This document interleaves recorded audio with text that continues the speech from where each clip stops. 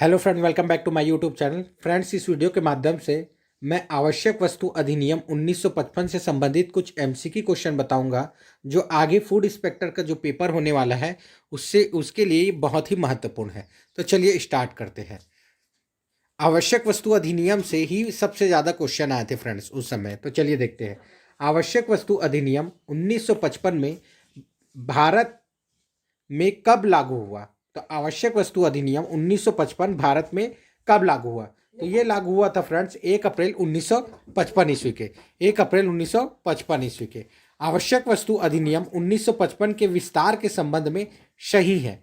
तो विस्तार के संबंध में सही क्या है फ्रेंड्स, इसको बताना है। तो ये क्या है, यह संपूर्ण भारत में लागू है। यह क्या है, संपूर्ण भारत में लागू है। अगला क्वेश्चन देखते हैं। इस अधिनियम की धारा 2 के तहत खाद्यान्न फसलों में शामिल की जाती है। तो अधिनियम की धारा 2 के तहत क्या है, खाद्यान्न फसलों में शामिल वस्तु का नाम कौन सा है? गन्ना। कौन सा? गन्ना। इस अधिनियम की धारा 2 के तहत अधिसूचना आदेश क्या अभिप्रेत है? तो इस अधिनियम की धारा 2 के तहत अधिसूचना आदेश से क्या अभिप्रेत है? तो शासकीय राजपत्र में अधिसूचित आदेश। शासकीय राजपत्र में अधिसूचित आदेश। अगला क्वेश्चन अपन देखते हैं। इस अधिनियम की धारा 2 के तहत आदेश में शामिल नहीं है। पहले शामिल पूछा था फ्रेंड्स, अब शामिल नहीं है बोल रहा है। इस अधिनियम की धारा 2 के तहत आदेश में शामिल नहीं है। तो क्या चीज शामिल नहीं है? तो इनमें से कोई शामिल नहीं है, मतलब इन दोनों शामिल है। तो क्या क्या शामिल है इसे देख लेते हैं। शासकीय राजपत्र में अधिसूचित आदेश, शासकीय राजपत्र में अधिसूचित आदेश और तत्धीन जारी कोई निर्देश, और तत्धीन जारी कोई निर्देश। अगला क्वेश्चन देखते हैं। इस अधिनियम की धारा 2 के तहत राज्य सरकार में शामिल है। तो आवश्यकता अधिनियम 1955 के 2 के तहत, धारा 2 के तहत राज्य सरकार में कौन कौन सा शामिल है? तो राज्यपाल शामिल है, विधानमंडल शामिल है और केंद्रीय शासित प्रदेशों के प्रशासक। तो अतिरिक्त सभी शामिल है, राज्यपाल, विधानमंडल और केंद्रीय प्रदेशों के प्रशासक। ये तीनों केंद्रीय शासित प्रदेशों के प्रशासक। अगला क्वेश्चन देखते हैं। इस अधिनियम की धारा 2 के तहत चीनी से अभिप्रेत है। चीनी से अभिप्रेत, ये सेम क्वेश्चन फ्रेंड्स बता दे रहा हूं मैं आपको, 2017 के जो हुआ था वो उसमें पूछा था चीनी से अभिप्रेत वाला। तो चलिए देखते हैं। किसी भी प्रकार की चीनी जिसमें 90% से अधिक सुक्रोज हो, किसी भी प्रकार की चीनी जिसमें 90% से अधिक सुक्रोज हो, खांडसारी चीनी या बूरा चीनी या पीसी हुई चीनी या रवे या चूर्ण चीनी।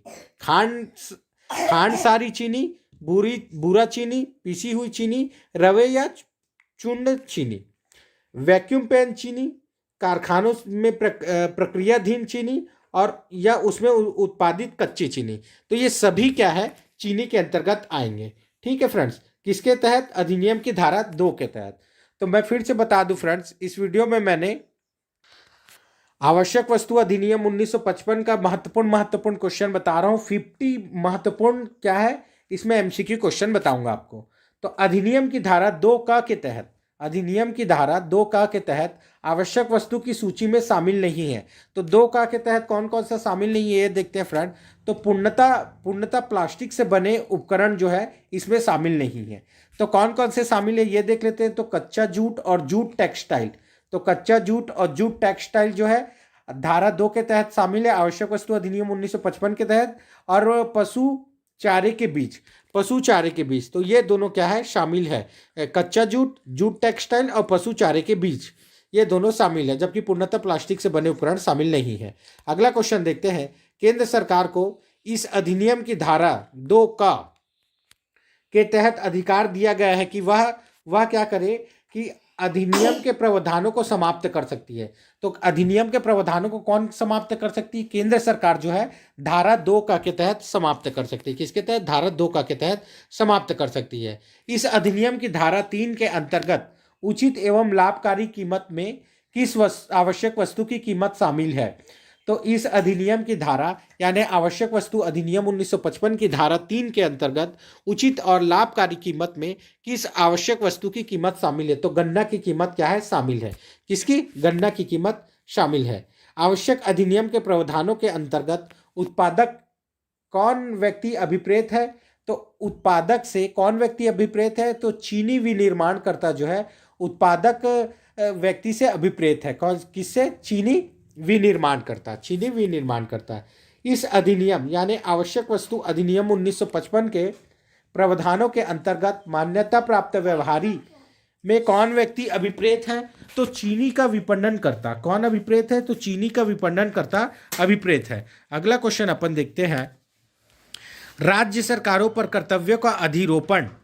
राज्य सरकारों पर कर्तव्यों का अधिरोपण का उल्लेख किस धारा में किया गया है? तो यह किया गया है धारा 4 में। किस धारा में? धारा 4 में।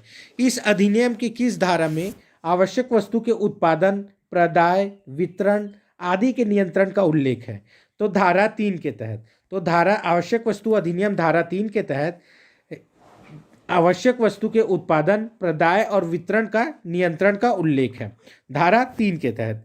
इस अधिनियम यानी आवश्यक वस्तु अधिनियम की धारा 3 में आवश्यक वस्तु के उत्पादन, प्रदाय और वितरण आदि के नियंत्रण की शक्ति किसे दी गई है? तो यह दी गई है केंद्र सरकार को।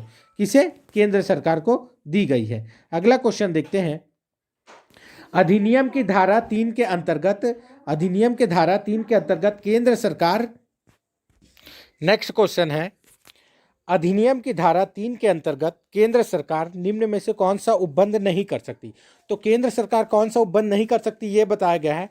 तो मैं सबसे पहले इसमें आपको बता देता हूं कि क्या क्या उपबंध कर सकती है। तो आवश्यक वस्तु के विपणन हेतु कीमतों का नियंत्रण केंद्र सरकार कर सकती है। ठीक है, आवश्यक वस्तु के विपणन हेतु कीमतों का नियंत्रण जो केंद्र सरकार कर सकती है। किसी आवश्यक वस्तु के भंडारण, परिवहन और वितरण इत्यादि का आदेश भी क्या है? केंद्र सरकार कर सकती है। और किसी आवश्यक वस्तु के उत्पादन, विनिर्माण का अनुज्ञा पत्रों द्वारा विनियमन भी क्या कर सकती है? यानी विनियमन भी केंद्र सरकार कर सकती है। तो केंद्र सरकार क्या नहीं कर सकती? विक्रय के लिए रखी गई किसी आवश्यक वस्तु की बिक्री का प्रतिषेध नहीं कर सकती। तो विक्रय के लिए रखी किसी वस्तु की बिक्री का प्रतिषेध ये क्या कर सकती है? नहीं कर सकती। ठीक है, अब अगला क्वेश्चन देखते हैं पर, आवश्यक वस्तु अधिनियम 1955 के अंतर्गत धारा 3 के अधीन किसी आदेश के उल्लंघन हेतु शासितियों का उल्लेख किस धारा में किया गया है? तो किसी आदेश का उल्लंघन हेतु शासितियों का उल्लेख किस धारा में किया गया है? तो धारा 7 में किया गया है। किसमें? धारा 7 में। देखिए इसमें यह दिया गया शासितियों और धारा से शासितियों और से 7 भी याद रख सकते हैं आप।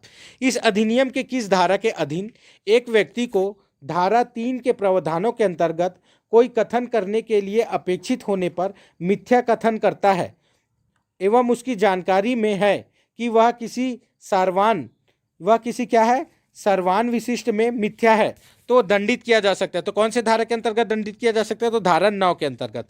फिर से मैं बता देता हूँ फ्रेंड्स इस क्वेश्चन को, इस अधिनियम के किसी धारा के अधीन एक व्यक्ति धारा 3 के प्रावधानों के अंतर्गत कोई कथन करने के लिए अपेक्षित होने पर मिथ्या कथन करता है एवं उसकी जानकारी में है कि वह किसी सार्वजनिक विशिष्ट में मिथ्या है, तो दंडित किया जाएगा। तो कौन से धारा के अंतर्गत? धारा 9 के अंतर्गत। इस अधिनियम के किस धारा के अंतर्गत दंड प्रक्रिया संहिता 1973 के किसी बात के होते हुए भी इस अधिनियम के अधीन दंडनीय प्रत्येक अपराध संज्ञेय तथा गैर जमानती होगा? तो धारा 10 का के तहत क्या होगा? अपराध जो है संज्ञेय तथा गैर जमानती होगा। किसके तहत? दंड प्रक्रिया संहिता 1973 के तहत। दंड प्रक्रिया संहिता 1973 के अंतर्गत किसी बात के होते हुए भी इस अधिनियम के अधीन दंडनीय प्रकृत अपराध जो है वह संज्ञेय तथा गैर जमानती होगा। धारा 10 का के तहत क्या होगा? गैर जमानती होगा। आवश्यक वस्तु अधिनियम 1955 के तहत आवश्यक वस्तु में शामिल नहीं है। तो ये मोस्ट इंपॉर्टेंट क्वेश्चन है फ्रेंड्स कि क्या शामिल नहीं है? तो देखिए तिलहन शामिल है, उर्वरक शामिल है और कच्चा जूट। तिलहन, उर्वरक और कच्चा जूट शामिल है जबकि पानी शामिल नहीं है। तिलहन, उर्वरक और कच्चा जूट शामिल है जबकि पानी शामिल नहीं है। अगला क्वेश्चन देखते हैं, इस अधिनियम की धारा 3 के अंतर्गत यदि किसी वस्तु को जब्त किया जाता है तो उसकी रिपोर्ट भेजी जाएगी। यदि किसी वस्तु को जब्त किया जाता है ना, तो इसकी रिपोर्ट कहाँ भेजी जाएगी? तो यह जिला कलेक्टर को भेजी जाएगी। किसे? जिला कलेक्टर को। कौन से धारा के अंतर्गत? धारा 3 के अंतर्गत। अगला क्वेश्चन देखते हैं अपन, इस अधिनियम के प्रावधानों के अंतर्गत सभी प्रकार के अपराधों के विचारण किए जाएंगे। तो प्रथम श्रेणी का न्यायिक मजिस्ट्रेट के तहत, तो प्रथम श्रेणी के न्यायिक मजिस्ट्रेट के तहत क्या किया जाएगा, सभी विचारण किए जाएंगे। किसके द्वारा? प्रथम श्रेणी के न्यायिक मजिस्ट्रेट के द्वारा। अब आवश्यक वस्तु अधिनियम 1955 के अंतर्गत निम्न में से कौन सा आवश्यक वस्तु नहीं है? तो आवश्यक वस्तु नहीं है, तो देखिए उस समय पानी नहीं था एक, और इस समय ध्यान रख लीजिएगा दूध नहीं है, पानी और दूध नहीं है, जबकि पशु चारा, सूती वस्त्र और लोहा, पशु चारा, सूती वस्त्र और लोहा है। ठीक है, पशु चारा, सूती वस्त्र और क्या है? लोहा है। अगला क्वेश्चन देखते हैं। इस अधिनियम के तहत अधिहरण के किसी आदेश से व्यथित व्यक्ति को ऐसे आदेश के विरुद्ध अपील करने की तय सीमा क्या होती है? तो क्या है? तो तय सीमा क्या है? 1 माह के अंदर। यदि किसी अधिनियम के तहत अधिहरण के किसी आदेश से व्यथित व्यक्ति को ऐसे आदेश के विरुद्ध अपील करने की तय सीमा क्या है? 1 माह की है। क्या है? 1 माह की है। अगला क्वेश्चन देखते हैं अपन। इस अधिनियम के प्रावधानों के उल्लंघन होने का समाचित होने पर निम्न में से कौन सा अधिहरण का आदेश जारी कर सकता है? तो जिला कलेक्टर। कौन कर सकता है? तो जिला कलेक्टर। देखिए जिला कलेक्टर को अधिक पावर दिया गया है, ठीक है, इस अधिनियम के अंतर्गत। तो चलिए देखते हैं। आवश्यक वस्तु अधिनियम 1955 की धारा 6 का के किसी अधिहरण के आदेश से व्यथित व्यक्ति अपील कर सकता है। तो राज्य सरकार द्वारा नियुक्त न्यायिक प्राधिकारी के पास, तो राज्य सरकार द्वारा नियुक्त न्यायिक प्राधिकारी के पास क्या कर सकता है? वो धारा 6 का के तहत अपील कर सकता है। ठीक है, धारा 6 का के तहत अपील कर सकता है। यदि कोई व्यक्ति इस अधिनियम की धारा 3 के अधीन किए गए किसी आदेश का उल्लंघन करता है तो उसे धारा 8 के तहत क्या समझा जाएगा?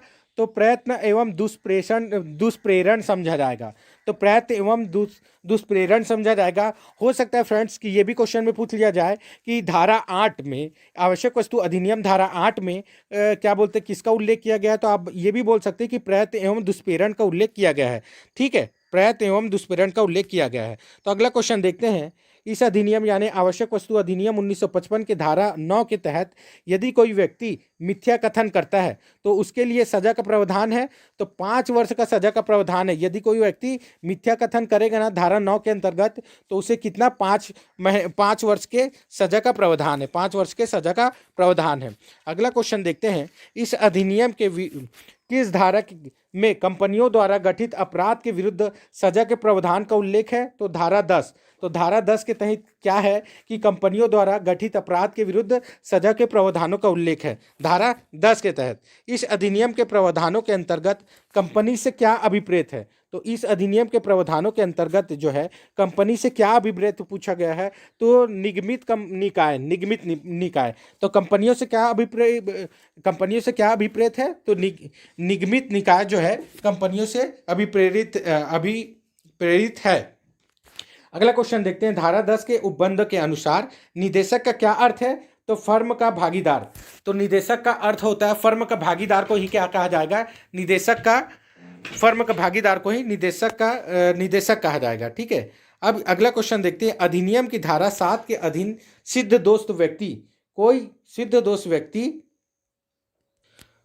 कोई पश्चातवर्ती अपराधों की सजा का दायी होगा, जो क्या होगा? 6 माह से 7 वर्ष होगा। तो अधिनियम की धारा, तो धारा भी याद रखिएगा, अधिनियम के धारा के अधीन सिद्ध दोष व्यक्ति कोई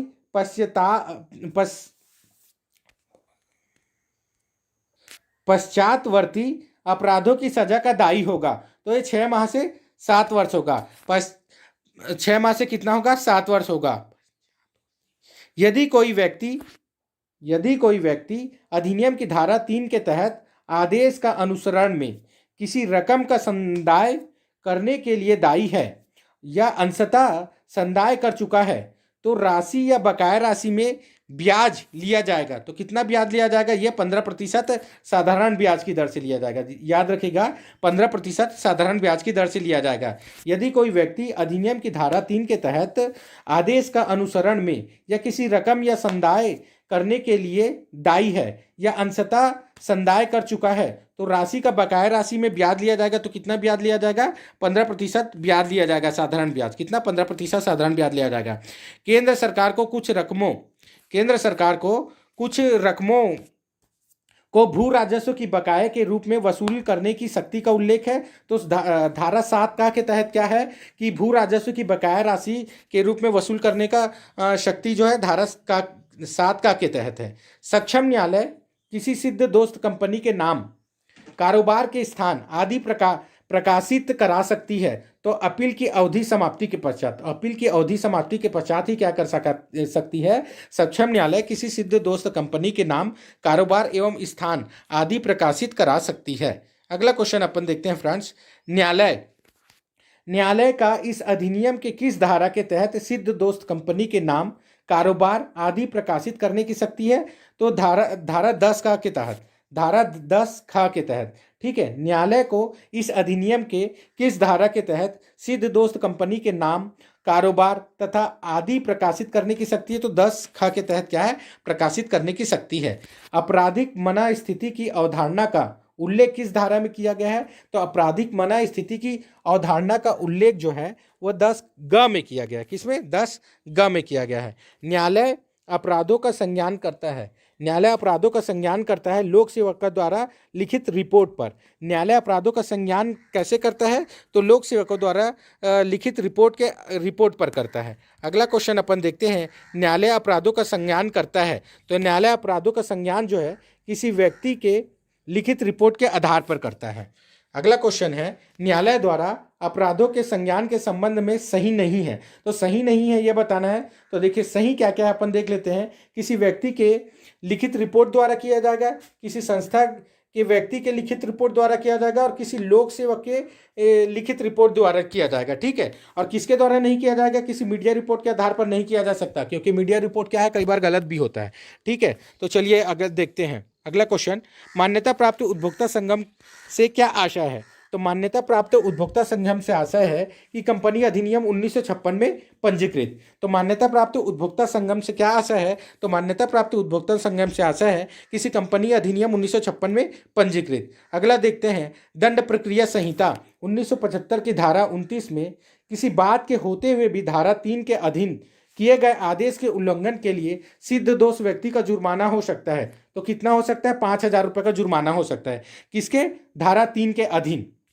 ठीक है, तो दंड प्रक्रिया संहिता 1975 की धारा 29 में किसी बात के होते हुए भी धारा 3 के अधीन किए गए आदेशों के उल्लंघन के लिए सिद्ध दोष होने पर व्यक्ति का जुर्माना 5,000 हो सकता है। जुर्माने की राशि व उसके प्रावधानों का उल्लेख इस अधिनियम की किस धारा में किया गया है, तो धारा 12 में किया गया है। किसमें, धारा 12 में। तो जुर्माने की राशि, उसके प्रावधानों का उल्लेख इस अधिनियम की किस धारा में किया गया है, तो धारा 12 में किया गया है। मैं बता दूं फ्रेंड्स, ये बहुत ही इंपॉर्टेंट क्वेश्चन है, 50 MCQ क्वेश्चन मैं बता रहा हूँ इस वीडियो के माध्यम से।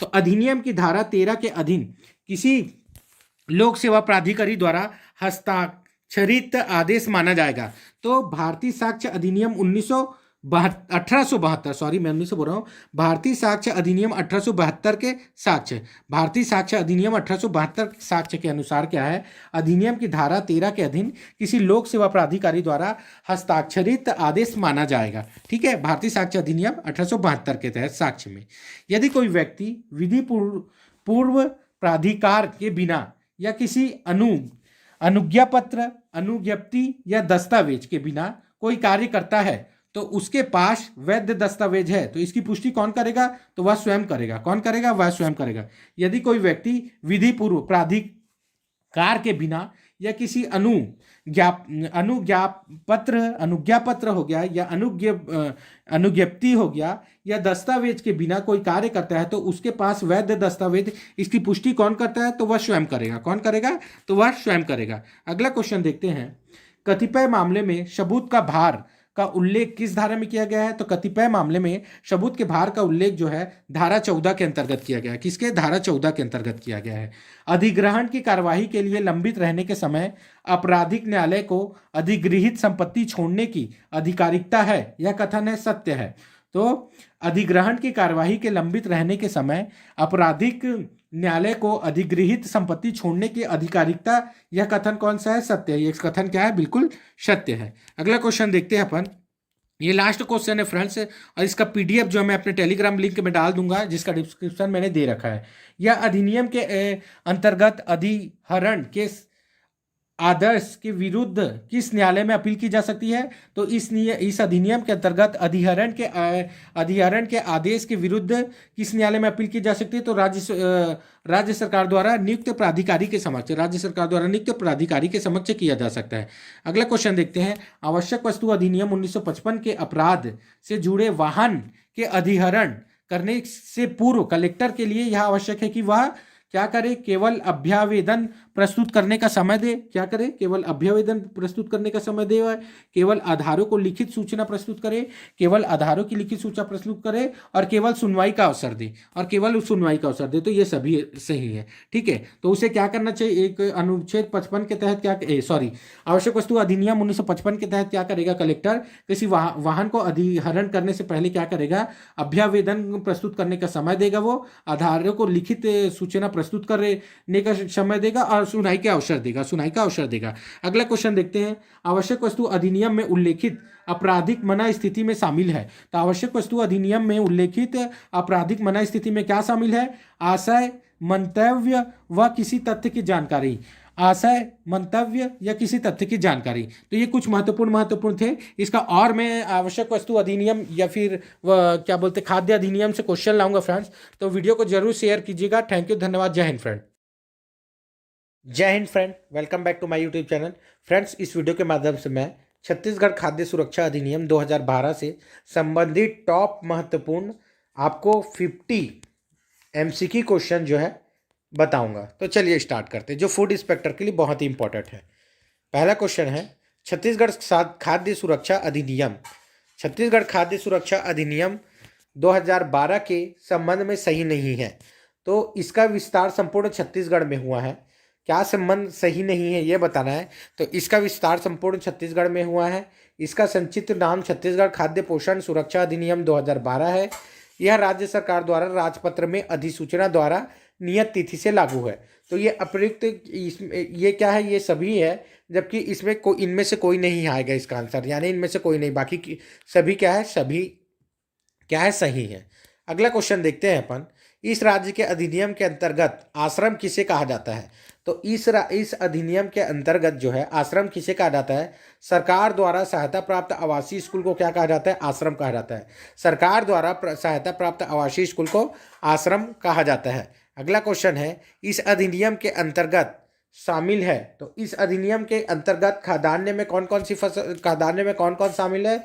तो चावल शामिल है, गेहूं आटा शामिल है, और मोटे अनाज। चावल, गेहूं आटा और मोटे अनाज क्या है? शामिल है। इस अधिनियम के तहत पक्का मकान से क्या आशय है? तो इस अधिनियम के तहत पक्का मकान से आशय है जिसकी छत जो है वह सीमेंट कंक्रीट से बनी हो, जिसकी छत जो है सीमेंट कंक्रीट से बनी हो। अगला क्वेश्चन देखते हैं। निम्न में से किन्हें रियासती मूल्यों पर खाद्य सामग्री प्राप्त करने का अधिकार है? तो किन्हें जो है रियायती मूल्यों पर खाद्य सामग्री प्राप्त करने का अधिकार है? तो ये अंत्योदय परिवार को हो गया, सामान्य परिवार को हो गया, और प्राथमिक परिवार, यानी अप्रयुक्त सभी को। किसे? अप्रयुक्त सभी को। अगला क्वेश्चन देखते हैं। गर्भवती व शिशुवती माताओं के लिए पोषण आहार की सहायता का उल्लेख किस धारा में दिया गया है? तो गर्भवती और शिशु माताओं की पोषण आहार की सहायता का उल्लेख जो है वह धारा 4 में दिया गया है। किसमें? धारा 4 में दिया गया है। अगला क्वेश्चन देखते हैं। गर्भवती व शिशु माताओं के लिए पोषण आहार सहायता के संबंध में सही नहीं है। तो कौन सा सही नहीं है यह बताना है।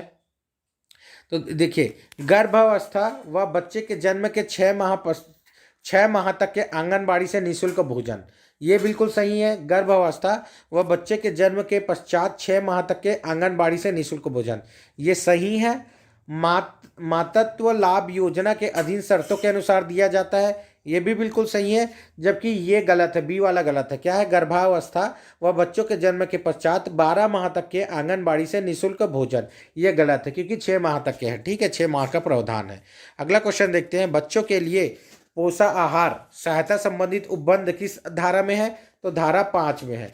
तो बच्चों के लिए पोषण आहार सहायता संबंधित उपबंध किस धारा में है? तो धारा 5 में है। अगला क्वेश्चन है।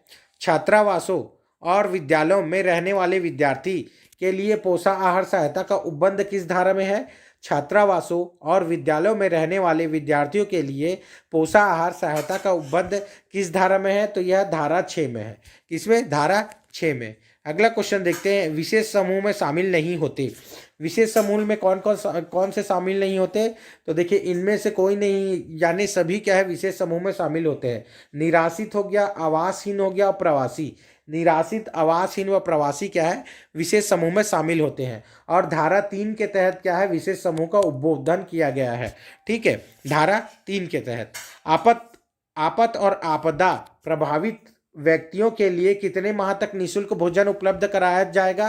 तो 3 माह तक के। आपात और आपदा प्रभावित व्यक्तियों के लिए कितने माह तक के भोजन, निःशुल्क भोजन उपलब्ध कराया जाएगा? तो 3 माह तक के।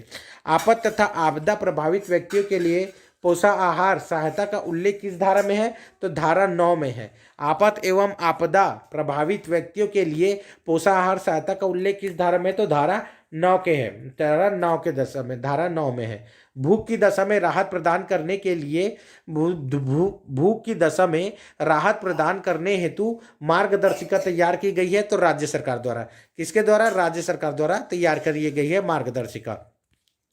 भूख की दशा में राहत प्रदान करने हेतु मार्गदर्शिका का उल्लेख किसमें है? तो धारा 10 में। तो भूख की दशा में राहत प्रदान करने हेतु मार्गदर्शिका का उल्लेख किसमें है? तो धारा 10 में है। भूख की दशा में राहत प्रदान करने का उत्तरदायित्व तो होता है, तो भूख की दशा में राहत प्रदान करने का उत्तरदायित्व होता है स्थानीय निकाय को। किसे? स्थानीय निकाय को। भूख से तत्काल राहत के संबंध में सही है। तो भूख से तत्काल राहत के संबंध में सही क्या है? पहचान किए गए व्यक्ति को 6 माह तक 2 समय का भोजन निःशुल्क दिया जाना चाहिए। पहचान किए गए व्यक्ति को 6 माह तक के 2 समय का भोजन निःशुल्क दिया जाना चाहिए।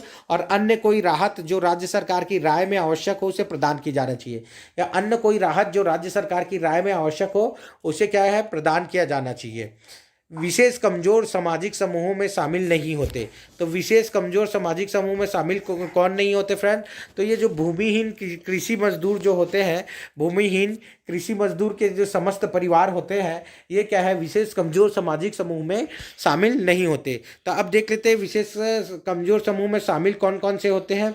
तो सबसे पहले बता दूं आपको, ऐसे परिवार जिनके मुखिया विधवा अथवा एकाकी महिला हो। तो ऐसे परिवार जिनकी मुखिया विधवा एवं एकाकी महिला हो, ऐसे परिवार जिनकी मुखिया लाइलाज बीमारी से पीड़ित हो, ऐसे परिवार जिनके मुखिया लाइलाज बीमारी से पीड़ित हो, और ऐसे परिवार जिनके मुखिया एक निःशक्त व्यक्ति हो। तो ऐसे परिवार जिनके मुखिया एक निःशक्त व्यक्ति हो। ठीक है, तो अगला क्वेश्चन अपन देखते हैं, प्राथमिक परिवार की सूची में शामिल होते हैं। तो प्राथमिक परिवार की सूची में कौन शामिल होते हैं, नहीं होते फ्रेंड? तो प्राथमिक परिवार की सूची में कौन शामिल नहीं होते? तो ऐसे परिवार जिनके मुखिया विमुक्त बंधुआ मजदूर हो, ऐसे परिवार जिनके मुखिया विमुक्त बंधुआ मजदूर हो वह प्राथमिक परिवार की सूची में शामिल नहीं होते। तो कौन कौन शामिल होते हैं ये देख लेते हैं। मुख्यमंत्री खाद्यान्न सहायता योजना के अंतर्गत पात्र सदस्य, मुख्यमंत्री खाद्यान्न सहायता योजना के अंतर्गत पात्र सदस्य, भूमिहीन कृषि मजदूर के समस्त परिवार, भूमिहीन कृषि मजदूर के समस्त परिवार, और सीमांत एवं लघु कृषकों के समस्त परिवार, एवं सीमांत एवं लघु कृषकों के समस्त परिवार क्या है, प्राथमिक परिवार की सूची में शामिल है। स्थानीय निकायों की भूमिका के संबंध में सही नहीं है। स्थानीय निकायों की भूमिका के संबंध में क्या सही नहीं है? तो अभिलेखों की पूर्ण पारदर्शिता क्या है, सही नहीं है। अभिलेखों की पूर्ण पारदर्शिता क्या है, सही नहीं है। जबकि इसमें क्या क्या सही है देख लेते हैं। तो स्थानीय निकायों की भूमिका के संबंध में पात्र परिवार की पहचान करना, स्थानीय निकाय क्या करती है, पात्र परिवारों की पहचान करती है, पात्र परिवारों को राशन कार्ड जारी करती है, पात्र परिवारों को राशन कार्ड जारी करती है, और उचित मूल्य के दुकानों की निगरानी करती है, और उचित मूल्य के दुकानों की निगरानी करती है। निगरानी समिति की कितनी संख्या होती है? तो 4 होती है। निगरानी समिति की संख्या कितनी होती है? तो 4 जो है निगरानी समिति की संख्या होती है। छत्तीसगढ़ खाद्य सुरक्षा अधिनियम 2012 के तहत लक्षित सार्वजनिक वितरण प्रणाली में सुधार करने की शक्ति किसे है? तो यह है राज्य सरकार को। तो किसे है? यह है राज्य सरकार को। अगला क्वेश्चन है, छत्तीसगढ़ खाद्य सुरक्षा अधिनियम 2012 के तहत लक्षित सार्वजनिक वितरण प्रणाली में सुधार करने की शक्ति का उल्लेख किस धारा में है? तो यह है 21 में, धारा 21 में। तो छत्तीसगढ़ खाद्य सुरक्षा अधिनियम 2012 के तहत लक्षित सार्वजनिक वितरण प्रणाली में सुधार करने की शक्ति का उल्लेख किस धारा में है? तो धारा 21 में है। इस अधिनियम की धारा 21 के तहत राज्य सरकार को पीडीएस में सुधार करने की शक्ति के संबंध में क्या सही नहीं है? इस अधिनियम की धारा 21 के तहत राज्य सरकार को पीडीएस में सुधार करने की शक्ति के संबंध में क्या सही नहीं है? तो भूमिहीन कृषि मजदूर परिवार की पहचान करना। तो भूमिहीन कृषि मजदूर परिवार की पहचान करना ये क्या सही नहीं है? जबकि कौन कौन सा सही है ये देख लेते हैं। उचित मूल्य की दुकानों तक समस्त खाद्य सामग्री पहुंचाना ये सही है। अभिलेखों को पूर्णता पारदर्शिता ये बिल्कुल सही है। और उसके बाद पर्याप्त सुरक्षित भंडार रखना ये बिल्कुल सही है धारा 21 के तहत। ठीक है, अगला क्वेश्चन देखते हैं। अधिनियम की किस धारा में अंत्योदय प्राथमिक एवं सामान्य परिवारों की सूची का प्रदर्शन का उल्लेख है? तो धारा 16 में। अधिनियम की किस धारा में अंत्योदय प्राथमिक एवं सामान्य परिवारों की सूची का प्रदर्शन का उल्लेख है? तो धारा 16 में उल्लेख है। किसमें? धारा 16 में उल्लेख है। स्थानीय निकायों की भूमि के संबंध में सही है। तो स्थानीय निकायों की भूमि के संबंध में क्या सही है? उचित मूल्य की दुकानों की मार्गदर्शिका। उचित मूल्य की दुकानों की मार्गदर्शिका अनुसार सामाजिक अंकेक्षण। तो उचित मूल्य की दुकानों की मार्गदर्शिका के अनुसार सामाजिक अंकेक्षण इसका क्या है? सही है। अगला क्वेश्चन है, आंतरिक शिकायत एवं निवारण प्रणाली के संबंध में किस धारा का उल्लेख किया गया है? तो आंतरिक शिकायत एवं निवारण प्रणाली के संबंध में धारा 19 का उल्लेख किया गया है। किसका? धारा 19 का उल्लेख किया गया है। आंतरिक शिकायत निवारण तंत्र के अंतर्गत पदाभिहित नहीं किया जा सकता। तो जिला कलेक्टर को समझे, आंतरिक शिकायत निवारण तंत्र के अंतर्गत पदाभिहित नहीं किया जा सकता। किसे? जिला कलेक्टर को पदाभिहित नहीं किया जा सकता। अपवर्जित परिवार में शामिल नहीं होते। अपवर्जित परिवार में कौन कौन शामिल नहीं होते? तो सीमांत एवं लघु कृषकों के समस्त परिवार जो है वह अपवर्जित परिवार में शामिल नहीं होते। तो अपवर्जित परिवार में कौन कौन शामिल होते? तो देख लेते, ऐसे परिवार जिनमें आय करदाता हो। तो अपवर्जित परिवार में कौन होते? ऐसे परिवार जिनमें आय करदाता हो। अनुसूचित क्षेत्रों में 4 हेक्टेयर से अधिक भूमि धारक परिवार। अनुसूचित क्षेत्रों में 4 हेक्टेयर से अधिक भूमि धारक परिवार। ठीक है, ये सब क्या होते हैं? अपवर्जित परिवार में आते हैं। अपवर्जित परिवार में आते हैं। अधिनियम की कौन सी धारा में कल्याणकारी योजना बनाने व जारी रखने का उल्लेख है? तो धारा 27। तो अधिनियम की कौन सी धारा में कल्याणकारी योजना बनाने एवं जारी रखने का उल्लेख है? धारा 27 में। अधिनियम की किस धारा में कल्याणकारी योजनाओं बनाने की जारी रखने की शक्ति किसे प्रदान की गई है? तो राज्य सरकार को। किसे? राज्य सरकार को की गई है। अगला क्वेश्चन देखते हैं, लक्षित सार्वजनिक वितरण प्रणाली से संबंधित अभिलेखों का प्रकटन का उपबंध किस धारा में दिया गया है? तो लक्षित सार्वजनिक प्रणाली से संबंधित अभिलेखों के प्रकटन का उपबंध जो है धारा 22 में दिया गया है। किसमें? धारा 22 में। निगरानी समिति के संबंध में सही नहीं है। तो निगरानी समिति क्या है? राज्य स्तर की समिति है, जिला स्तर की समिति हो सकती है, विकासखंड स्तर की समिति हो सकती है। तो निगरानी समिति जो है राज्य स्तर की, जिला स्तर की या विकासखंड स्तर की समिति हो सकती है, जबकि केंद्रीय स्तर की समिति नहीं हो सकती। निगरानी समितियों के सदस्य में शामिल नहीं होते। तो निगरानी समिति के सदस्य में कौन शामिल नहीं होते? तो अन्य पिछड़ा वर्ग जो है निगरानी समितियों के सदस्य में शामिल नहीं होते। जबकि शामिल कौन कौन होते हैं? तो महिला होती है, अनुसूचित जाति तथा अनुसूचित जनजाति। निगरानी समिति के सदस्य कौन होते हैं? अनुसूचित जाति, अनुसूचित जनजाति और महिला। निगरानी समिति के प्रमुख कार्य है तो सभी योजनाओं का क्रियान्वयन का परीक्षण करना। सभी योजनाओं के क्रियान्वयन का परीक्षण करना निगरानी समिति के प्रमुख कार्य नहीं है। तो इसके कौन से प्रमुख कार्य नहीं है फ्रेंड? तो इनमें से कोई नहीं, यानी सभी प्रमुख कार्य है। तो इसके प्रमुख कार्य देख लेते हैं। अधिनियम के उल्लंघन पर कलेक्टर को सूचना देना। अधिनियम के उल्लंघन पर कलेक्टर को सूचना देना। सभी योजनाओं के क्रियान्वयन का परीक्षण करना। सभी योजनाओं के क्रियान्वयन का परीक्षण करना। और प्राप्त निधि या स्टॉक के दुरुपयोग पर कलेक्टर को सूचना देना। प्राप्त निधि या स्टॉक के दुरुपयोग पर कलेक्टर को सूचना देना। विद्यमान योजनाएं, मार्गदर्शिका, आदेश एवं खाद्य संबंधित मापदंड पर बने रहने का उल्लेख किस धारा में है? तो विद्यमान विद्यमान योजनाएं, मार्गदर्शिका आदेश एवं खाद्य संबंधित मापदंडों पर बने रहने का उल्लेख जो है धारा 31 में है। किसमें है? धारा 31 में। निगरानी समिति के सदस्य में शामिल होंगे तो स्थानीय प्राधिकारी, अनुसूचित जाति एवं जनजाति और महिला वर्ग। स्थानीय प्राधिकारी, अनुसूचित जाति और जनजाति और महिला सदस्य। ठीक है। अधिनियम की किस धारा में पात्रता प्रदान करने की कार्यवाही का विनियमन का उल्लेख है? तो अधिनियम की किस धारा में पात्रता प्रदान करने की कार्यवाही का विनियमन का उल्लेख है? तो धारा 25 में। किसमें? विनियमन का उल्लेख है धारा 25 में। इस अधिनियम के अधीन अनुसूचित जातियों में अनुसूचियों में इस अधिनियम के अधीन अनुसूचियों में संशोधन की शक्ति किसे प्राप्त है? तो राज्य सरकार को। संशोधन की शक्ति किसे प्राप्त है? राज्य सरकार को। एकल निराश्रित राशन कार्ड धारी को प्रतिमाह अनाज मिलता है तो 10 किलो अनाज मिलता है। कितना? 10 किलो अनाज मिलता है। निःशक्त जन राशन कार्ड धारी को प्रतिमाह इसे भी 10 किलो अनाज मिलता है। ठीक है। एक सदस्य वाले सामान्य राशन कार्ड धारी को प्रतिमाह का अनाज मिलता है तो इन्हें भी 10 किलो। तो किन्हें किन्हें 10 किलो मिलता है? तो देख लीजिए, पहले तो निःशक्त जन हो गया, निराश्रित हो गया, और एक सामान्य राशन कार्ड धारी को। ठीक है। एक सदस्य वाले, ठीक है, एक सदस्य सामान्य राशन कार्ड धारी को। एक से अधिक सदस्य सामान्य राशन कार्ड धारी को प्रतिमाह अनाज मिलता है तो 35 किलो। एक से अधिक सदस्य सामान्य राशन धारी को कितना प्रति वर्ष अनाज मिलता है? 35 किलो। यह ऑप्शन के हिसाब से है फ्रेंड्स। अगर इसमें 2 सदस्य दे देता तो यहाँ क्या आ जाता? सामान्य में 20 आ जाता और फिर उसके हिसाब से फिर आगे बढ़ते जाता। ठीक है। 3 से 5 सदस्य में 35 हो जाता। अधिनियम की किस धारा में अप्रत्याशित कृत्यों की दशा में दायित्व का उल्लेख किया गया है? अधिनियम की किस धारा में अप्रत्याशित कृत्यों की दशा की दायित्व का उल्लेख किया गया है? तो धारा 33 में। किसमें? धारा 33 में। अधिनियम की किस धारा में अप्रत्याशित कृत्यों की दशा के दायित्व किसे प्राप्त है? तो राज्य सरकार को। किसे प्राप्त है? राज्य सरकार को। निगरानी समिति के कार्य क्या है? सभी योजनाओं का नियमित परीक्षण है। सभी योजनाओं का नियमित परीक्षण है। अगला क्वेश्चन देखते हैं। इसका PDF मैं अपने टेलीग्राम में डाल दूंगा फ्रेंड, जिसका लिंक मैंने डिस्क्रिप्शन में दे रखा है। निगरानी समिति के कार्य है तो प्राप्त निधि और स्टॉक के दुरुपयोग पर कलेक्टर को सूचना देना। कलेक्टर को सूचना देना। कलेक्टर को सूचना देना। इस अधिनियम के कुल कितने अध्याय हैं? तो 14 अध्याय। इस नियम के कुल कितने अध्याय हैं? 14 अध्याय है। यह अधिनियम विधानसभा में कब पारित हुआ?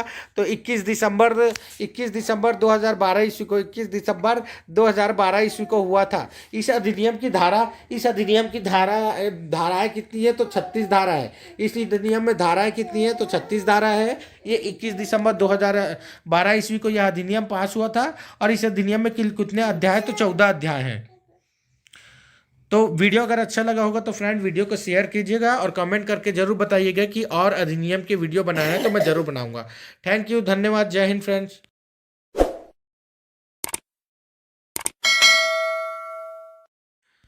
Hello friend, welcome back to my YouTube channel. Friends, इस वीडियो के माध्यम से मैं राष्ट्रीय खाद्य सुरक्षा अधिनियम 2013 से संबंधित महत्वपूर्ण MCQ क्वेश्चन बताऊंगा फ्रेंड्स। ये बता दूं, ये आने वाले फूड इंस्पेक्टर के एग्जाम में बहुत ही महत्वपूर्ण है। इससे पहले मैं क्या किया था कि छत्तीसगढ़ खाद्य अधिनियम 2012 और आवश्यक वस्तु अधिनियम 1955 के MCQ क्वेश्चन बताया फ्रेंड्स। तो चलिए स्टार्ट करते हैं। इसके बाद मैं उपभोक्ता संरक्षण अधिनियम 2019 के भी क्वेश्चन बताऊँगा। तो चलिए स्टार्ट करते हैं। सबसे पहला क्वेश्चन है, खाद्य सुरक्षा अधिनियम 2013 के संबंध में असंगत की पहचान करें। तो असंगत की पहचान करना है तो यह जम्मू कश्मीर एवं लद्दाख को छोड़कर शेष भारत में लागू होगा। तो ये क्या है? असंगत है, ये गलत है, क्योंकि ये क्या है? जम्मू कश्मीर और लद्दाख में भी लागू किया जाएगा। ठीक है। तो अब इसमें सही क्या है देख लेते हैं। इसका संक्षिप्त नाम राष्ट्रीय खाद्य सुरक्षा अधिनियम 2013 है। यह 5 जुलाई 2013 से प्रवृत्त हुआ है और यह संपूर्ण भारत में लागू होगा। ठीक है। तो ये हो गया कंप्लीट। सेकंड क्वेश्चन देखते हैं। इस अधिनियम के तहत आंगनबाड़ी से क्या अभिप्रेत है? तो आंगनबाड़ी से क्या अभिप्रेत है ये देखना है। तो बाल देखरेख विकास केंद्र, बाल देखरेख और विकास केंद्र है। आंगनबाड़ी से अभिप्रेत है कि बाल देखरेख और विकास केंद्र है। पात्र गृहस्थी से अभिप्रेत है। पात्र गृहस्थियों से अभिप्रेत पूछा गया है तो पूर्विकता प्राप्त एवं अंत्योदय अन्य योजना के अंतर्गत गृहस्थियाँ ही क्या है? पात्र गृहस्थियाँ हैं। पूर्विकता प्राप्त और वह अंत्योदय अन्य योजना से के अंतर्गत गृहस्थियाँ ही क्या है? पात्र गृहस्थियाँ है, पात्र गृहस्थियाँ हैं। अगला क्वेश्चन है, खाद्य सुरक्षा भत्ता से क्या अभिप्रेत है? खाद्य सुरक्षा भत्ता से क्या अभिप्रेत है? तो राज्य सरकारों द्वारा प्रदान की जाने वाली धनराशि को ही क्या कहा जाता है? राज्य सरकार द्वारा प्रदान की जाने वाली धनराशि को ही खाद्य सुरक्षा भत्ता कहा जाता है। खाद्य सुरक्षा भत्ता कहा जाता है। न्यूनतम समर्थक मूल्य से अभिप्रेत है। तो न्यूनतम समर्थक मूल्य से क्या अभिप्रेत है? केंद्र सरकार द्वारा घोषित मूल्य है। केंद्र सरकार द्वारा घोषित मूल्य ही क्या है? न्यूनतम समर्थक मूल्य है।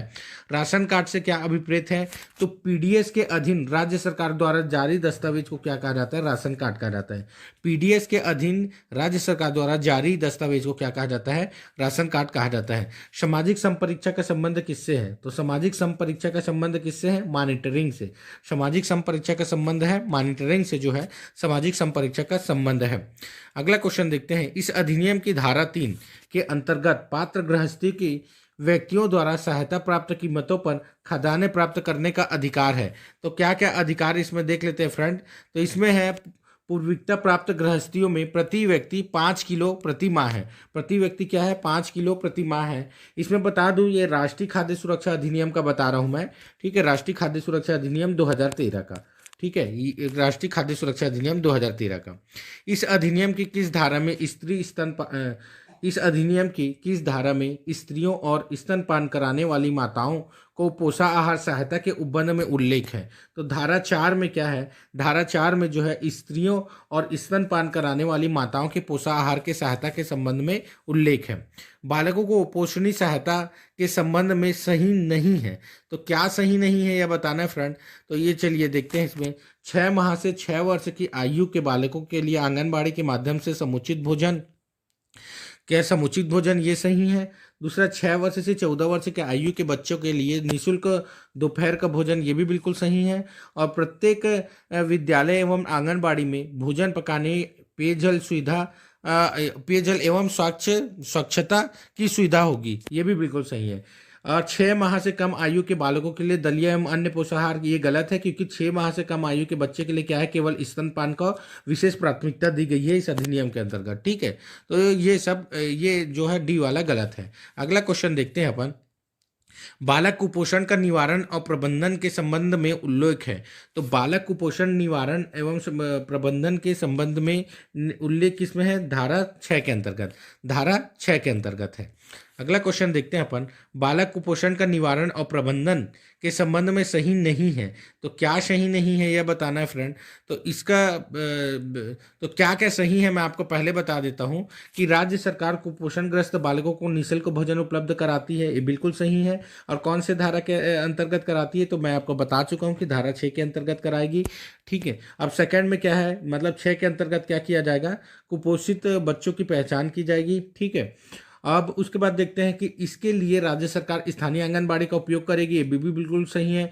निवारण और प्रबंधन के लिए पोषाहार निर्धारित मानकों का पूरा किया जाएगा, ये भी बिल्कुल सही है। तो इसमें गलत क्या है? ए ऑप्शन गलत है, यानी इसका उत्तरदायित्व केंद्र और राज्य सरकार दोनों पर होता है। इसका उत्तरदायित्व क्या है? केंद्र और राज्य सरकार दोनों पर होता है, ये बिल्कुल गलत है। ये क्या है? ये बिल्कुल गलत है। अगला क्वेश्चन देखते हैं अपन। इस अधिनियम की धारा, तो अगला क्वेश्चन है, इस अधिनियम की धारा 4 के तहत गर्भवती स्त्री और स्तनपान कराने वाली माताओं का पोषाहार सहायता के संबंध में संगत को पहचानना है। किसको? संगत को पहचानना है फ्रेंड। तो इसमें क्या है? गर्भावस्था एवं शिशु के जन्म के बाद 6 माह तक के आंगनबाड़ी से निःशुल्क भोजन, ये क्या है? यह सही है। बाकी सब क्या है? गलत है। बाकी सब क्या है? गलत है। अगला क्वेश्चन अपन देखते हैं। पात्र गृहस्थी की सूची का प्रकाशन और सह प्रदर्शन का अधिकार किसको है? राज्य सरकार को। पात्र गृहस्थी की सूची का प्रकाशन और सह प्रदर्शन का अधिकार किसे है? राज्य सरकार को है। अगला क्वेश्चन अपन है, इस अधिनियम के लक्षित सार्वजनिक वितरण प्रणाली के अधीन आने वाली जनसंख्या की प्रतिशतता की अवधारणा का निर्धारण किया जाता है। किसके द्वारा किया जाता है? केंद्र सरकार द्वारा। इस अधिनियम के लक्षित सार्वजनिक वितरण प्रणाली के अधीन आने वाली जनसंख्या की प्रतिशतता की अवधारणा का निर्धारण किया जाता है। किसके द्वारा किया जाता है? केंद्र सरकार के द्वारा किया जाता है। लेकिन उसके पात्र परिवारों के कौन जारी करेगा? तो ये राज्य सरकार करेगी, ठीक है। अगला क्वेश्चन देखते हैं कि पात्र गृहस्थी की सूची का प्रकाशन और सह प्रदर्शन के संबंध में किस धारा का उल्लेख है, तो धारा 11। तो धारा 11 में क्या बोला गया है, पात्र गृहस्थी की सूची का प्रकाशन और सह प्रदर्शन के संबंध में धारा 11 में उल्लेख किया गया है। लक्षित सार्वजनिक वितरण प्रणाली में सुधार के संबंध में है, तो लक्षित सार्वजनिक वितरण प्रणाली में सुधार के संबंध में क्या है, धारा 12 में जो है वह सुधार के संबंध में, किसमें, धारा 12 में। लक्षित सार्वजनिक वितरण प्रणाली में सुधार के संबंध में सही नहीं है, तो क्या है, सुधार के संबंध में सही नहीं है, तो देखते हैं सुधार क्या क्या है। सुधार है तो लाभार्थियों को बायोमेट्रिक सूचना के साथ प्रमाणित पहचान के लिए आधार का उपयोग होगा, ये बिल्कुल सही है। अभिलेखों की पूर्ण पारदर्शिता होगी, ये भी बिल्कुल सही है। और स्थानीय सार्वजनिक वितरण प्रतिमानों और धान्य बैंकों को समर्थन होगा, ये भी बिल्कुल सही है। तो क्या क्या सही है इसमें, क्या क्या सही है बता देता हूँ। लाभार्थी को बायोमेट्रिक सूचना के साथ प्रमाणित पहचान के लिए आधार का उपयोग होगा, ये बिल्कुल सही है। अभिलेखों की पूर्ण पारदर्शिता होगी, ये बिल्कुल सही है। और स्थानीय सार्वजनिक वितरण प्रतिमानों और धान्य बैंकों का समर्थन, ये बिल्कुल सही है। जबकि पीडीएस के अंतर्गत निर्गम स्थानों पर खाद्यान्नों का विशेष स्थल तक के परिधान, ये बिल्कुल गलत है, ये क्या है, ये सही नहीं है। अगला क्वेश्चन है, अधिनियम की धारा 19 के अनुसार घर का मुखिया होगा, तो घर का मुखिया कौन होगी, वरिष्ठ स्त्री जो होगी वो घर की मुखिया होगी, ठीक है, जिसकी आयु 18 वर्ष से अधिक होगी, ठीक है, 18 वर्ष से अधिक होगी, वह क्या होगी, घर की मुखिया होगी। और मान लीजिए कि घर में अगर कोई स्त्री नहीं है, तो वरिष्ठ जो पुरुष रहेगा, कोई भी स्त्री नहीं, मान लीजिए 4 पुरुष है और स्त्री नहीं है उस घर में, तो सबसे वरिष्ठतम पुरुष जो होगा जिसकी आयु 18 वर्ष से अधिक होगी, वह इसका क्या होगा, मुखिया होगा। आंतरिक शिकायत निवारण तंत्र का उल्लेख किस धारा में किया गया है, तो धारा 14 में क्या किया गया है, आंतरिक शिकायत निवारण तंत्र का उल्लेख जो है धारा 14 में किया गया है। आंतरिक शिकायत निवारण तंत्र की स्थापना का उत्तरदायित्व तो होता है, तो आंतरिक शिकायत निवारण तंत्र की स्थापना का उत्तरदायित्व होता है राज्य सरकार होगा। कौन होगा, राज्य सरकार होगा। ये मैं आपको बता दूं कि ये राष्ट्रीय खाद्य सुरक्षा अधिनियम 2013 के बारे में मैं बता रहा हूं फ्रेंड। और राष्ट्रीय खाद्य सुरक्षा अधिनियम 2013 के अंतर्गत आंतरिक शिकायत निवारण तंत्र के अंतर्गत पदाभिहित नहीं किया जा सकता।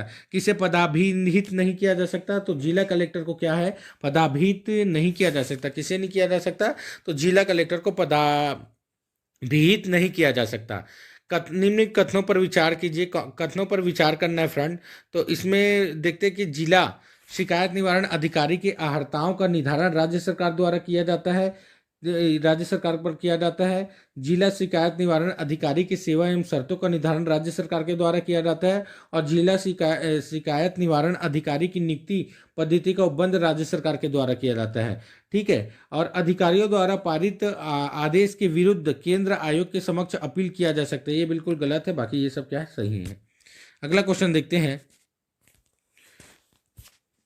राज्य खाद्य आयोग के गठन किस धारा के तहत किया जाएगा, तो राज्य खाद्य आयोग का गठन जो है किस राष्ट्रीय खाद्य सुरक्षा अधिनियम के अंतर्गत राज्य खाद्य आयोग का गठन धारा 16 के अंतर्गत किया जाएगा। तो राष्ट्रीय खाद्य सुरक्षा अधिनियम 2013 के अंतर्गत क्या है, राज्य खाद्य आयोग का गठन 16 के अंतर्गत किया जाएगा। राज्य खाद्य आयोग का गठन 16 के अंतर्गत किया जाएगा। राज्य खाद्य आयोग की संरचना के संबंध में सही नहीं है, तो कौन सा सही नहीं है, यह बताना है कि इसमें एक अध्यक्ष होगा, ये बिल्कुल सही है। 5 अन्य सदस्य होंगे, ये भी बिल्कुल सही है।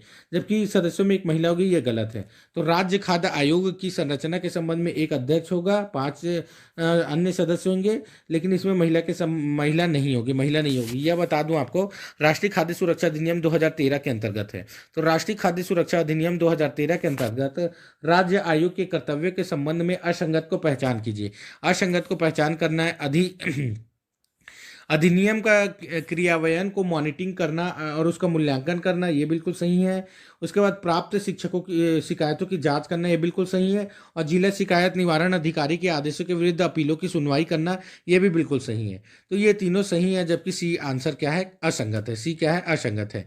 राज्य सरकार अध्यक्ष या किसी सदस्य को पद से हटा सकेगी जिसने अपने पद का दुरुपयोग न किया।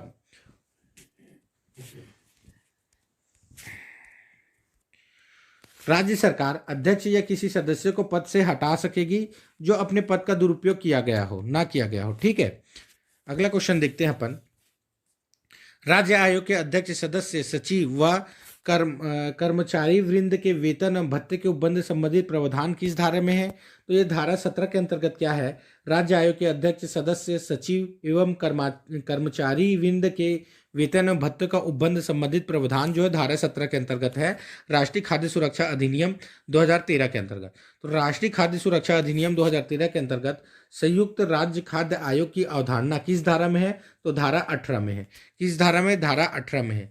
संयुक्त राज्य खाद्य आयोग क्या है? तो संयुक्त राज्य खाद्य आयोग है जो 2 या 2 से अधिक राज्यों का संयुक्त राज्य खाद्य आयोग होगा। 2 या 2 से अधिक राज्यों का संयुक्त राज्य आयोग। जांच के संबंध में धारा 20 के अनुसार राज्य आयोग को किस न्यायालय के समकक्ष शक्तियां प्राप्त है? तो सिविल न्यायालय के अंतर्गत। जांच के संबंध में राष्ट्रीय खाद्य सुरक्षा अधिनियम 2013 के अंतर्गत जांच के संबंध में धारा 20 के अनुसार राज्य आयोग को किस न्यायालय के समकक्ष शक्तियां प्राप्त है? तो सिविल न्यायालय के समकक्ष शक्तियां प्राप्त है। सिविल न्यायालय के समकक्ष शक्तियां प्राप्त है। राज्य आयोग की निम्नलिखित शक्तियों में से नहीं है। तो कौन सी शक्तियां नहीं है? किसी व्यक्ति को समन करना, हाजिर करना, ये उसकी शक्ति है। शपथ पत्रों पर साक्ष्य ग्रहण करना, ये इसकी शक्ति है। साक्ष्य या दस्तावेज की परीक्षा के लिए कमीशन निकालना, ये इसकी शक्ति है। जबकि किसी दस्तावेज का प्रकटीकरण या प्रस्तुत करना, ये इसकी शक्ति नहीं है। ठीक है, ये इसकी शक्ति नहीं है। तो किसी व्यक्ति को समन करना, हाजिर कराना, शपथ पत्र पर साक्ष्य ग्रहण करना, साक्ष्य या दस्तावेज की परीक्षा के लिए कमीशन निकालना, ये उसकी शक्तियां हैं। अगला क्वेश्चन देखते हैं। धारा 21 के अनुसार राज्य आयोग की कार्यवाही का अभिमान्य न होना सुनिश्चित किया जाएगा यदि उसके गठन में कोई त्रुटि ना हो। उसके गठन में कोई त्रुटि ना हो तो क्या किया जाएगा? धारा 21 के अनुसार राज्य आयोग की कार्यवाही का अधिमान्य ना होना सुनिश्चित किया जाएगा यदि उसके गठन में कोई त्रुटि ना हो। अगला क्वेश्चन देखते हैं। केंद्र सरकार द्वारा राज्य सरकारों को केंद्रीय पूल से खाद्यान्न की अपेक्षित मात्रा का आवंटन के संबंध में प्रावधान किस धारा में है? तो धारा 22। तो धारा 22 के अंतर्गत क्या है? केंद्र सरकार द्वारा राज्य सरकार को केंद्रीय पूल से खाद्यान्न की अपेक्षित मात्रा का आवंटन के संबंध में प्रावधान धारा 22 के अंतर्गत है। अगला क्वेश्चन अपन देखते हैं। केंद्र सरकार द्वारा राज्यों को केंद्रीय पूल से खाद्यान्नों की अपेक्षित मात्रा का आवंटन के संबंध में निम्न में से क्या सही नहीं है?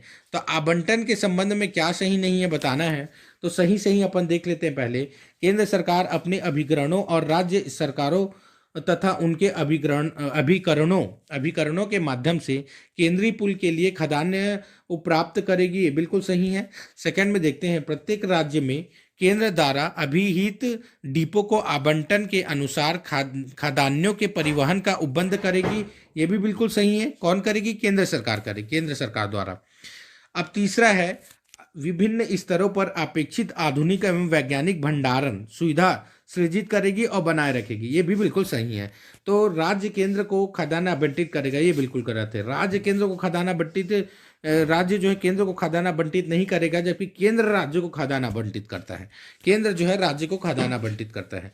अगला क्वेश्चन देखते हैं। खाद्य सुरक्षा सुनिश्चित करने के लिए स्कीम का कार्यान्वयन और उनका मॉनिटरिंग के संबंध में उल्लेख है। तो धारा 24। तो धारा 24 के अंतर्गत खाद्य सुरक्षा अधिनियम 2013 में खाद्य सुरक्षा सुनिश्चित करने के स्कीमों का कार्यान्वयन और उनका मॉनिटरिंग धारा 24 में है।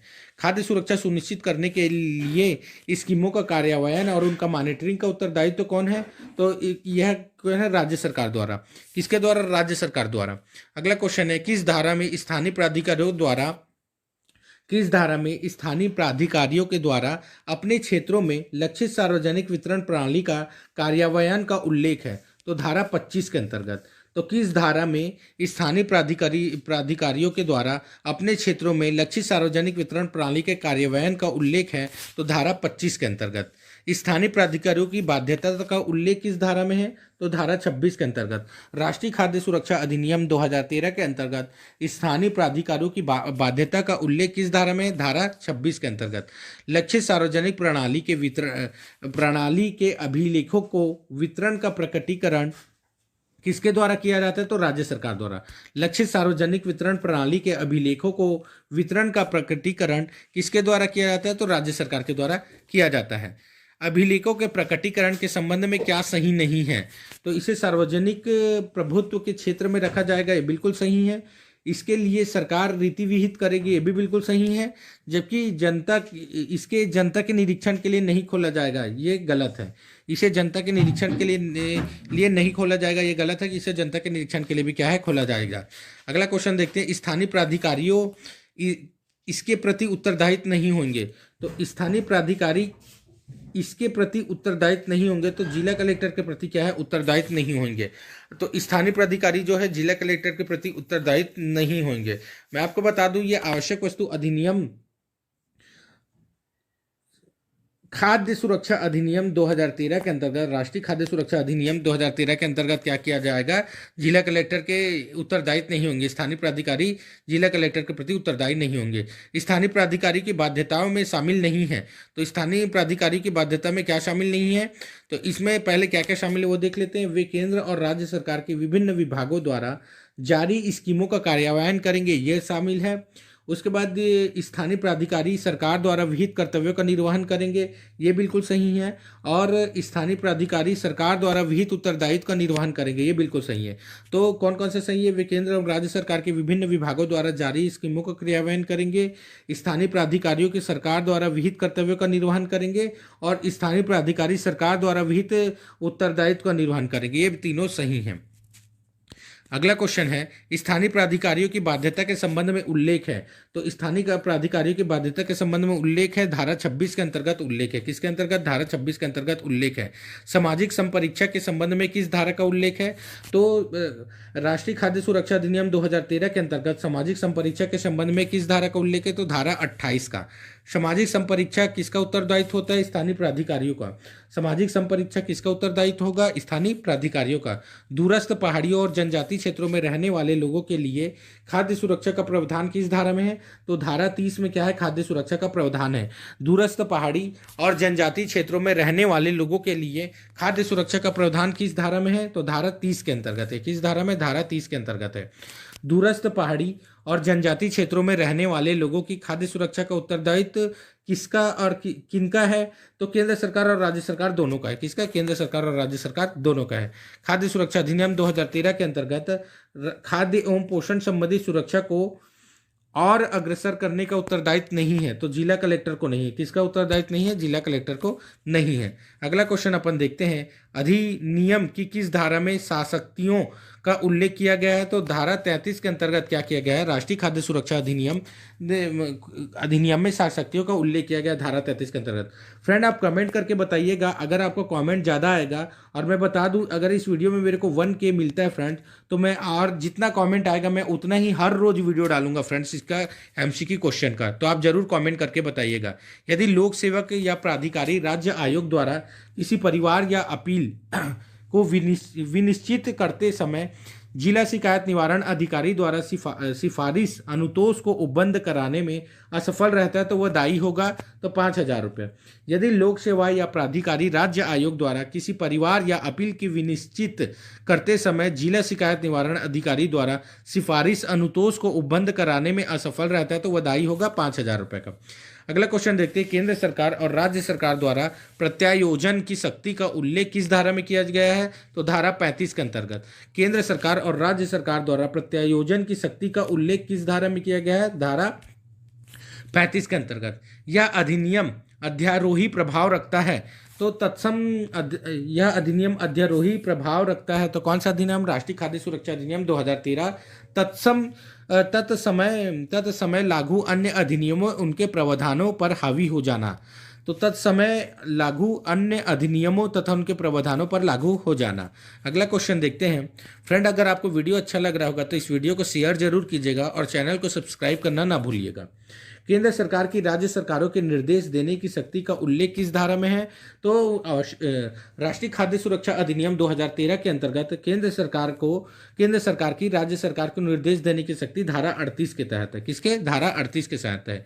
केंद्र सरकार निम्नलिखित संबंध में नियम बना सकती है। केंद्र सरकार क्या करती है, निम्नलिखित के संबंध में नियम बना सकती है, तो माताओं की प्रसूति फायदा उपबंध कराने में, हकदार व्यक्तियों को खाद्य सुरक्षा भत्ता संदाय में और लक्षित अभ्यर्थियों को उनके खाद्य हकदारियों को सुनिश्चित करने में।